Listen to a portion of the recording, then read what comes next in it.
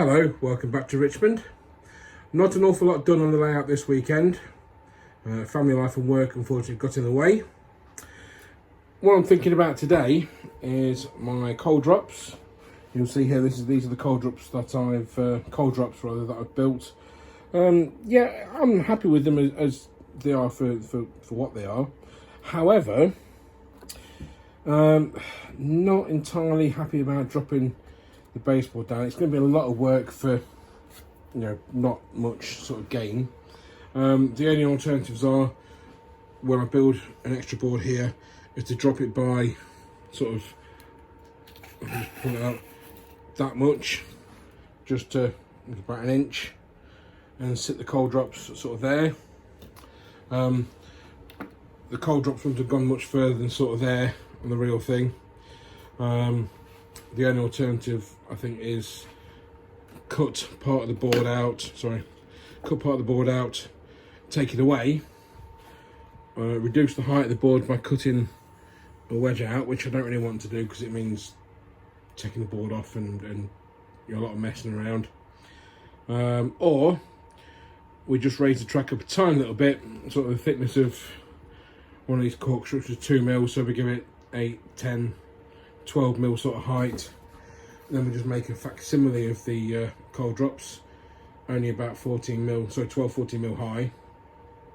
On the real Richmond, the rails didn't sit in any sleepers or any wooden timbers, balks or anything like that. They sat directly on top of the cold drops. So what I'm going to do is probably make some more, but then glue the rails directly on and have the sleepers in the middle, then cut the sleepers out, just so I keep the track sort of engaged on the cold drops. So cold drops would have been a set at the back of the loco shed here. According to photos and track plans I've seen, there'd have been another set of points here, and the track was split in two, and there'd have been double set of cold drops there. There'd also been a double set of cold drops here, and another point sort of there somewhere leading off parallel to the cold drops, and there would have been a cattle dock there with a unloading crane there, and this track obviously went curved around the front of the station, and there was a wall. So the next things I need to do are to build the next two boards. At the moment, I don't have any cabinet makers dowels. I'd like to use the last two pairs on this baseboard. I might not bother because it's not massively critical, they're not running lines. So if we just build them and just put them together, we've got plenty of OSB board here in which to make a couple of boards. We've got a load of wooden packing pieces there. I can probably make more with these legs. It's only going to be that's going to be 6 inches sort of wide there, so about a foot long, not even that. So I think what we'll do is we'll just build it, we'll bolt it to that and bolt it to that and see how we get on. Excuse me. So we'll probably just make one board in like an L shape, or two boards, this one here a foot by 18 inches or whatever it is, and then 6 inches by sort of 2 feet. Then we can just bolt the two together and make one board, and then put the baseboard top on and bolt it up to that. So that may be a job for coming up to the weekend when I've got time, because unfortunately we've been at work in the mornings this week, and then I have time with my son after nursery in the afternoon, so not an awful lot of time to do anything. Like I say, not much else to report elsewhere on the board. You notice as per the last video that I painted around here just to make it look a bit less train set like. The next thing I'm going to do is have a look at scenery. So we've got some offcuts of polystyrene here. This polystyrene was of course left over from inside the garage. So what we're going to do is we're going to sort of place it on there, and we'll mark out the position of the track, and we'll stack them up into like a gentle hillside and then cut it all up. I have Charlie Bishop from Chedwick Model Railway to thank for that. He's sort of inspired me to get cracking with the scenery, so thank you very much for that, Charlie. shout out for you there. And I may even give you a link to Charlie's channel at the end of this video, if I remember. So you can go and check out Charlie's work. His video, his layout is amazing. His work's really, really good, and he's an inspiration to everybody. So I'll get cracking on with that, and we'll see in a minute how I've gotten on. So we've decided to put this massive piece on. So it's not entirely square, but I've marked a basic line down there. So hopefully we can find a blade or a knife, might be better. So I've got a knife blade there, and we'll take it off the layout and we'll cut it. So hello. So we'll just cut this sort of down, oops, down here. So it's just a rough cut. Two strokes that go all the way through. So we've got this piece here. Just turning you back round to face that. So we've got this piece here. We've marked the curve of the track on it, just rough. So that'll be sort of basically. So what we'll do is we'll get the knife again, and we'll just cut from here round roughly, obviously away from the track again. Excuse me. Just put you on there so you can see what I'm doing. So hopefully I won't cut my finger live on camera. So we'll just cut that off. And we'll just cut pieces out and put them out of the way until we can see where the track goes to get a better idea of, you know, how it is. So again, we just cut down there. Just a bit of a circular motion. The only thing to worry about this stuff is it'll get everywhere, and it will soon cover me, the layout, the floor, and it'll be like a ginormous ball pit of polystyrene granules. I think where I've marked out with the pen is approximately, yeah, where the track goes. So we'll try and cut this using relatively shallow strokes, and the knife blade is flexible enough to get a bit of a curve into it. So there we go, more granules on the floor.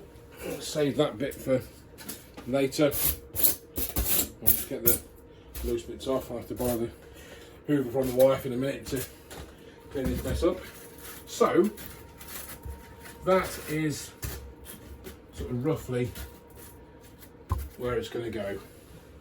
So we'll cut it up a little bit more. Let's just see if we can get you around and have a look. So yeah, so we'll cut it a bit more, and we'll put a bit more on top just to, you know, make it'll look like a bit of a rough terrace, but in the end it'll look like a smooth hillside. We haven't got any plaster bandage or anything, or other stuff that Charlie used to put on it, that cottage cheese type stuff. I forget what it's called now. I think Woodland Scenics do it.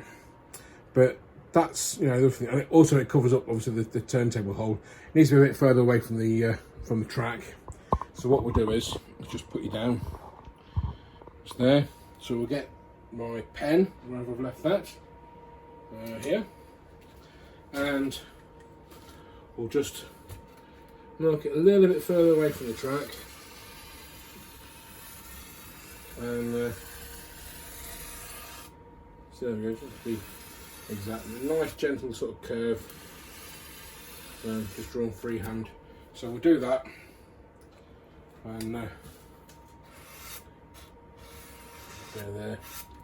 and then we'll cut that as well, and we'll see how it looks all cut up, and then we'll line it sort of back up in an approximate position, and we'll see.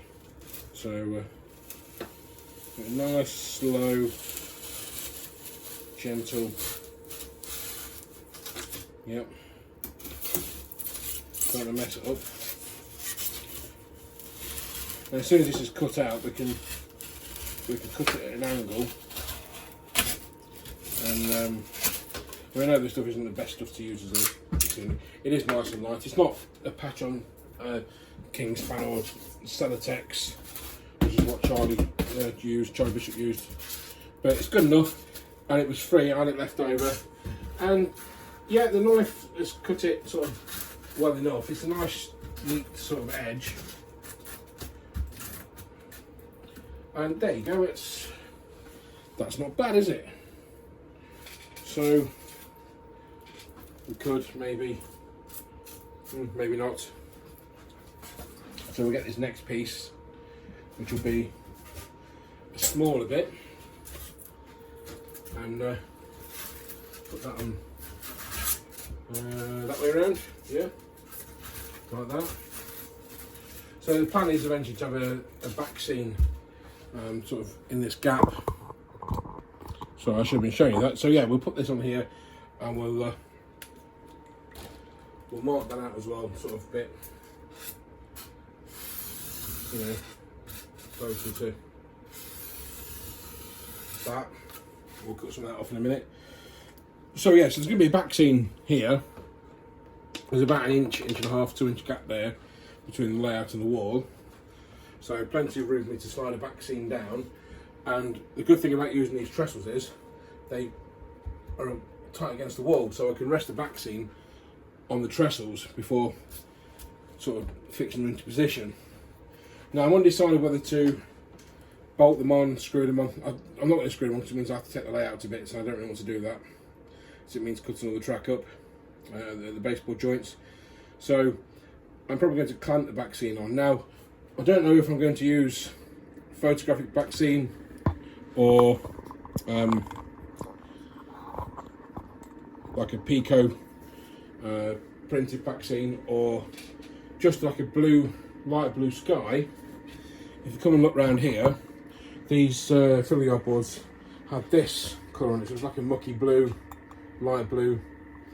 I think it's mucky because it's dirty, but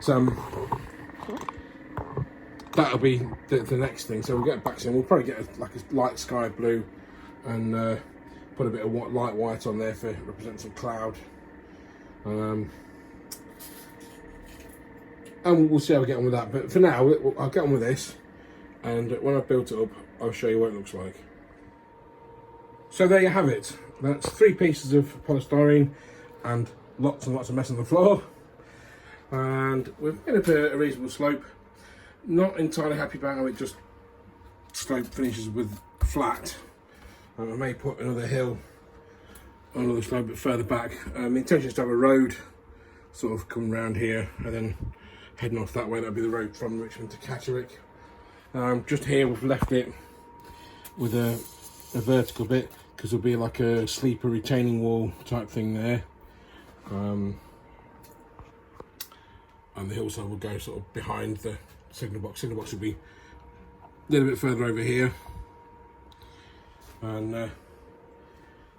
the slope will go sort of round and then behind the signal box and off that way.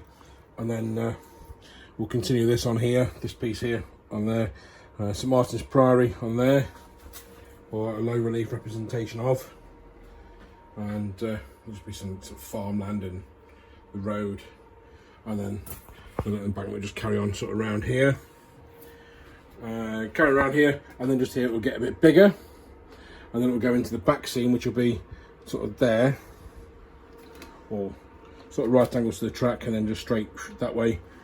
And it would have been nice to have another piece of baseboard with the ground sloping away towards the River Swale.